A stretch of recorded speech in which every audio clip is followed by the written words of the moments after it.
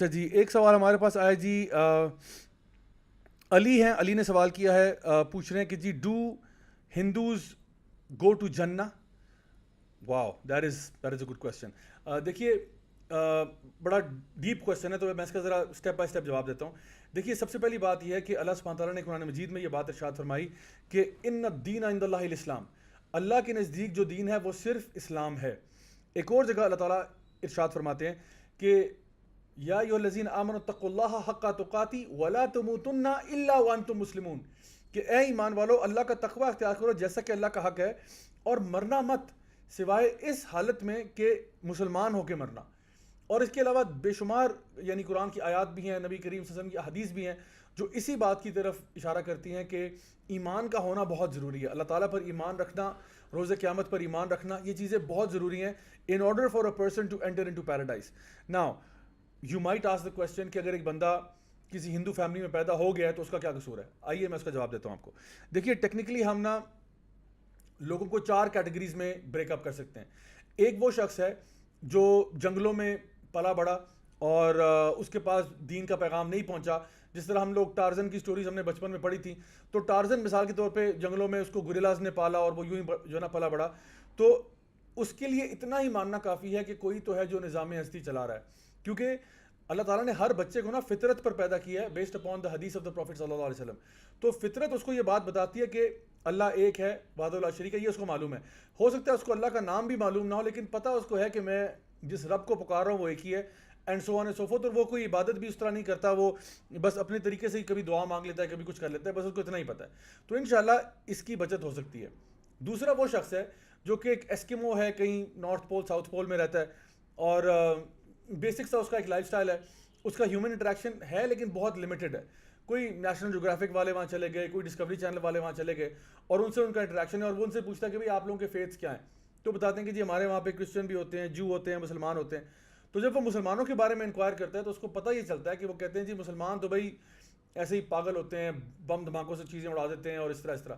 تو یہ شخص کہتا ہے کہ بھائی میں تو مسلمان نہیں بننا چاہتا، مجھے تو یہ معلوم ہے کہ رب ایک ہی ہے، اور میں اس کی عبادت جس طرح مجھے سمجھ میں آ رہی ہے میں کر رہا ہوں. کیونکہ اس کے پاس ایجوکیشن نہیں آئی. کیونکہ اللہ تعالیٰ قرآن مجید میں یہ بھی فرماتے ہیں کہ اللہ تعالیٰ تب تک پنشمنٹ نہیں بھیجتا جب تک کہ اس تک پیغام نہ پہنچ جائے. یعنی اللہ سبحانہ تعالیٰ does not punish a people until the message has reach them. So Tarzan کے کیس میں میسج نہیں پہنچا، اس ایسکیمو کے کیس میں میسج پہنچا لیکن غلط پہنچا.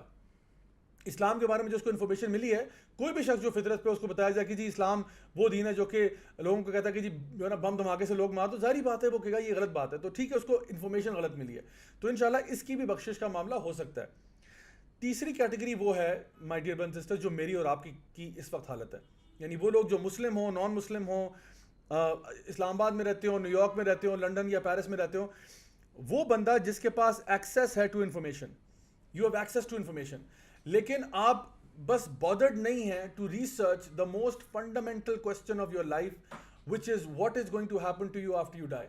مرنے کے بعد میرا کیا ہوگا؟ بیکاز مارکیٹ میں بہت سارے لوگ ایسے ہیں جو اپنے اپنے اوپینینز دے رہے ہیں. کوئی کہہ رہا ہے مرنے کے بعد دوسرا جنم ہوگا، کوئی کہہ رہا ہے کچھ بھی نہیں ہوگا، ایتھیسٹ کہہ رہے ہیں کہ بس وہ کیڑے مکوڑے کھا جائیں گے آپ کو، دیٹس اباؤٹ اٹ. کوئی کہہ رہا ہے نہیں، you have to believe in the Father, the Son and the Holy Ghost in order to enter into paradise. کوئی کہہ رہا ہے ایک اللہ کو مانو، کوئی کہہ رہا ہے ملٹیپل گاڈس کو مانو. So there are so many things out there, اور ہر بندے کا جو تصور ہے جنت جہنم کا اور اس کے داخلے کا وہ فرق ہے.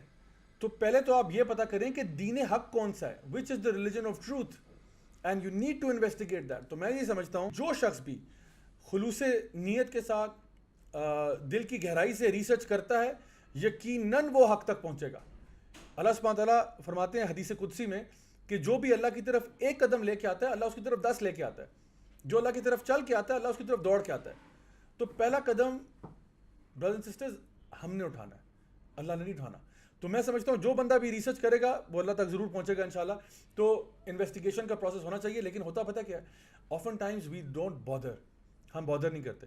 اور آپ کو کیا لگتا ہے کہ اگر آپ مسلمان گھرانے میں پیدا ہو گئے تو آپ بچ گئے؟ آپ کو پتہ ہے جہنم کے اندر سب سے ورسٹ ٹھکانہ کس کا ہے؟ منافقین کا ہے. وہ جو اوپر سے مسلمان بنتے تھے لیکن عمل نہیں کرتے تھے، اوپر سے کچھ تھے اندر سے کچھ تھے.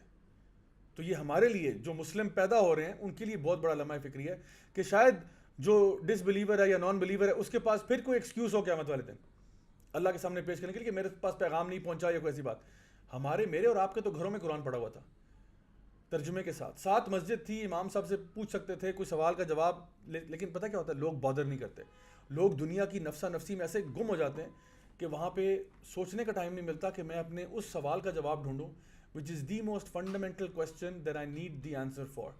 سو یہ تھرڈ کیٹیگری. اور فورتھ کیٹیگری وہ لوگ ہیں جو کہ اسلام کے کھلم کھلا دشمن ہیں, ان تک اسلام کا میسج پہنچا اور انہوں نے ڈائریکٹلی دین کو اپوز کیا, یہ وہ لوگ ہیں. تو انشاءاللہ آئی ہوپ کہ اس سے آپ کو بات سمجھ میں آ گئی ہوگی. انٹل نیکسٹ ٹائم, دس از می راجہ ضیاء الحق سائننگ آف. والسلام علیکم ورحمۃ اللہ وبرکاتہ.